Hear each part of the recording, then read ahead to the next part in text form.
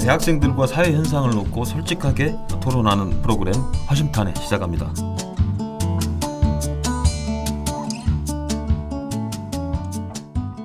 저는 전남일보 디지털 뉴스국장 김기봉입니다. 차례로 소개 한번 해주세요. 네, 저는 광희팀에서 팀장을 맡고 있는 윤동현입니다. 네, 저는 광희팀에서 리포터를 맡고 있는 이수민입니다. 네, 저는 지금 역사 콘텐츠 제작팀의 강의에서 자료조사 등 여러 가지 잡동사니를 맡고 있는 수연입니다.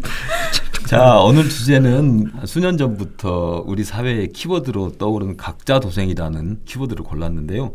혼자 있는 게 더 편한 건지 아니면 여럿이 같이 있는 게 불편해서 기피한 건지, 저희같이 나이 든 사람들은 서로 함께 모여서 연대하는 게 사회 개혁을 주도하고 사회 발전을 이끌어낸다는 그런 생각을 하고 있는데, 자, 혼술혼박, 사회의 파편화되는 거, 조각조각 나뉘는 거의 어떤 하나의 모습으로 우리가 좀 확대해서 볼 수도 있잖아요. 그렇죠. 예, 그래서 그게 이제 각자 도생 이렇게 이야기하는데, 자, 그러면 각자 도생이라는 게 과연 이 부분적으로 이야기하면 좋은 거예요, 나쁜 거예요, 이게?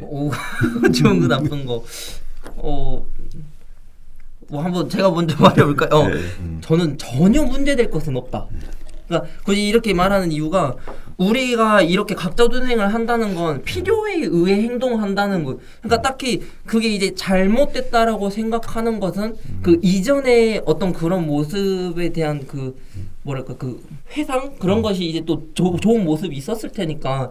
제가 읽었던 책 중에 하나를 인용을 하자면, 이 책 이름이 무질서의 효용이라는 책이에요. 지금 미국 뉴욕대학교의 사회학과 교수 리처드 세넷이 쓴 책인데, 이 책에서 보면은 이런 식의 우리가 어떤 그 공동체가 함께 무엇을 해야 한다, 이런 식의 필요성을 언급하는 그것이 사라진 이유가 뭐냐, 그게 우리 사회가 풍요로워져서 그런 거래요. 각자가 이렇게 사는데 좀 풍요로워지고 이게 여유가 생기니까 이게 눈치 보고 다른 사람들이랑 이렇게 맞추고 그럴 필요가 없어진 거니까 너무 자연스럽게 돼가지고 좋다 나쁘다 이야기를 하기에는 답은 잘 못하게 됐어요. 네. 뭐 어쩔 수 없는 사회 풍조인 것 같다고 생각해요.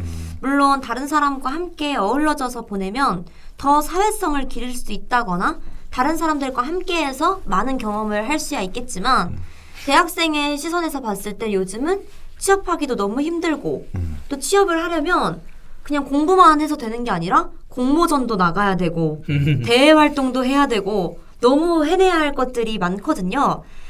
저는 일단 제가 각자 도생이란 말이 솔직히 저에게 있어서는 좀 생소했어요. 뭐 혼밥, 혼술 이거는 많이 들어보긴 했지만 좀 생소해서 이 단어를 들었을 때 일단 사전적 의미를 봐보자 해서 네이버에 포털 사이트에 쳐보니까 각자 각, 스스로 자, 꾀알도, 살생으로 각자가 스스로 제 살 길을 찾는다라는 뜻이더라고요.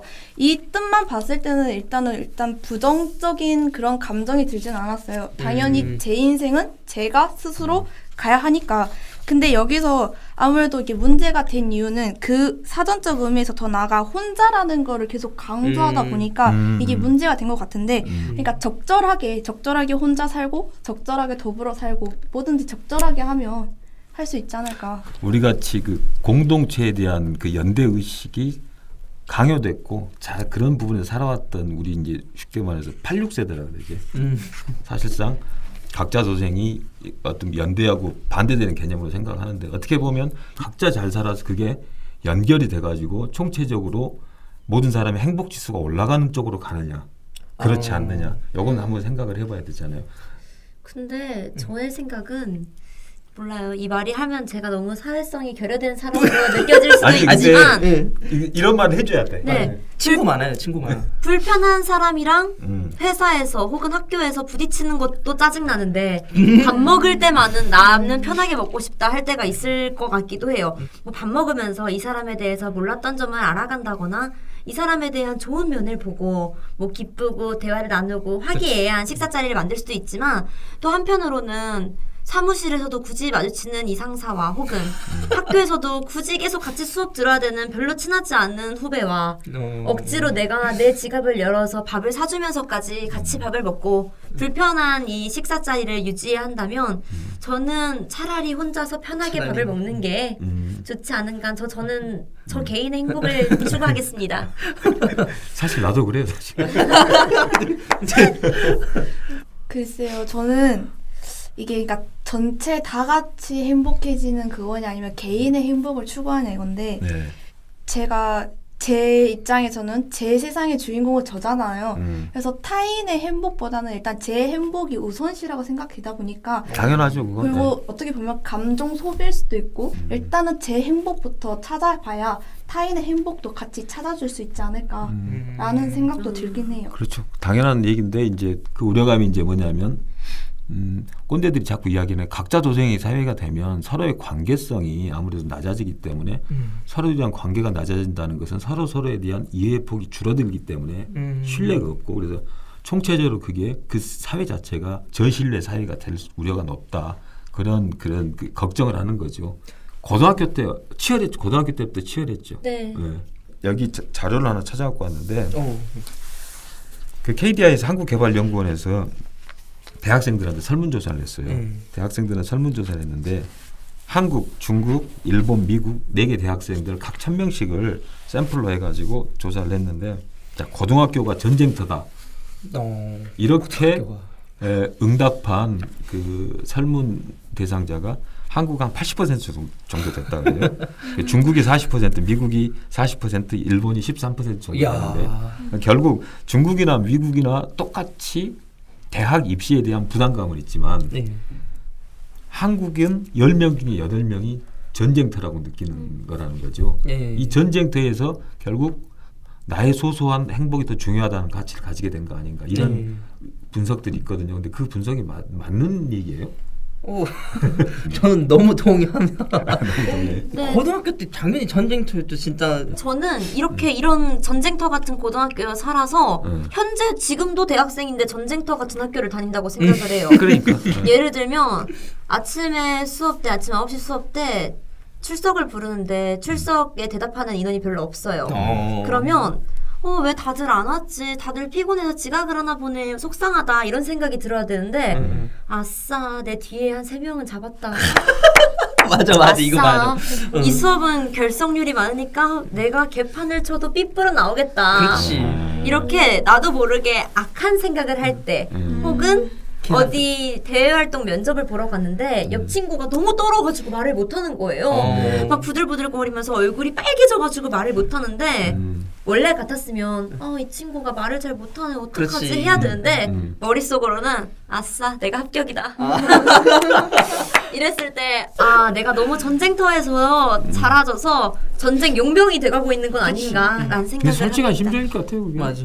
사실 우리 대학 다닐 땐 그 대리 출석 네. 공공연하게 우리가 다 불러주고 그랬거든. 그게 큰 의미가 없다고 생각을 했기 때문에 그때는 다 이제 공부를 안 했고 다른 어떤 뭐 사회적인 이슈랄지 그런 게 훨씬 컸기 때문에 지금 대학교가 전쟁터라는 건 취업 때문에 그러잖아요. 네. 그렇죠. 취업 때문에 어떤 모순이라든지 불합리한 걸 했을 때 우리가 회피를 할 거냐 거기서 자기의 목소리를 낼 거냐 그 두 가지 선택을 하게 된다면 어떤 선택을 할 것 같아요?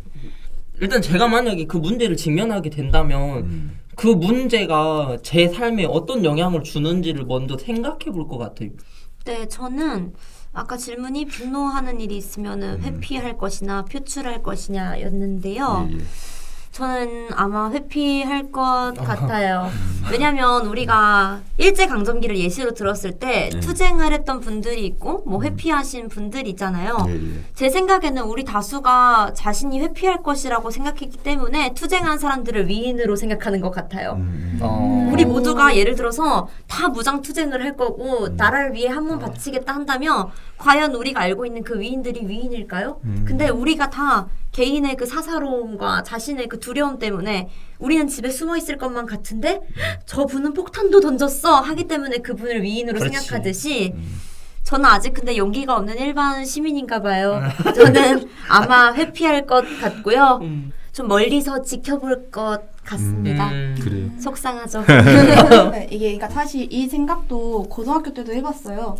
해봤을 때 저는 무조건 이렇게 당연히 부당한 것에 대해서 당연히 맞서고 일어나야지 이런 생각이었는데 대학교 되고 이제 좀 더 이렇게 생각을 해보니까 가족 때문에 좀 못 일어날 수도 있을 것 같다. 그래서 제 결론은 좀 지켜보다가 다 같이 이게 좀 하자라는 그런 조짐이 보일 때 저도 동참을 하겠다. 그러니까 무작정 처음에 일어나는 것보다 좀 이렇게 같이 할 수 있는 여론을 형성한 다음에 같이 일어났으면 하는. 네. 결론은 그런 것 같아요.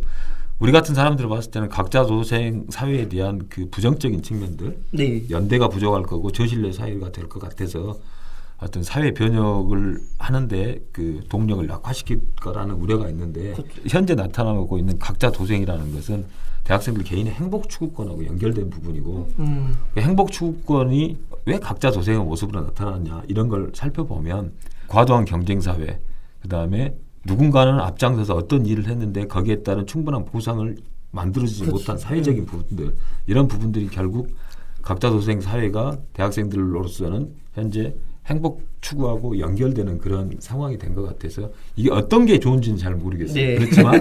그렇지만 항상 각자 도생의 모습을 하다가도 우리가 유기적으로 어떤 큰 문제가 있었을 때는 다시 연대할 수 있는 그런 고민을 같이 해줬으면 좋겠다는 생각을 합니다. 오늘 시사토론 허심탄회 1번 각자 도생 사회 여기서 끝내죠. 감사합니다. 고생하셨습니다.